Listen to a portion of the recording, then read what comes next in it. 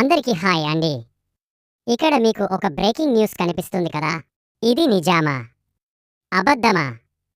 అనేది పక్కన పెడితే, ఇప్పుడు జరుగుతున్నది అయితే ఇదే. అదేంటో ఒకసారి విందాం. अपनी बहन बेटियों को मुस्लिम स्कूल, मुस्लिम कोचिंग, मुस्लिम टेलर, मुस्लिम जिम, मुस्लिम होटल, मुस्लिम ब्यूटी पार्लर व मज़ारों पर जाने से रोकें. లవ్ జిహాద్ కే సబ్సే బడే అడ్డే హై యే. అంటే ఏంటో చూడండి.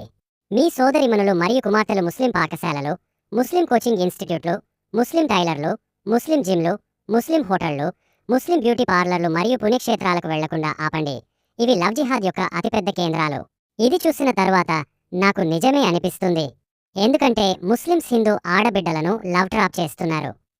ఎలా అంటే పక్కన ఉన్న ఫ్రెండ్స్తో కావచ్చు, స్కూల్స్లో కానీ కాలేజీలో కానీ జరుగుతున్న విషయమే. అంతెందుకు మీ పక్కన ఉన్న ఫ్రెండ్స్ కూడా వాళ్ళకి హెల్ప్ చేస్తున్నారు. నిజమే కదా? ఇప్పుడు ఉన్న పరిస్థితుల్లో వాడు మంచివాడు, తనని బాగా చూసుకుంటాడు అని అనిపిస్తుంది. అలా అనిపించడం కామన్. అదే ఒక్కసారి మీరు ముస్లిమ్స్ అమ్మాయిలను లవ్ చేసి చూడండి.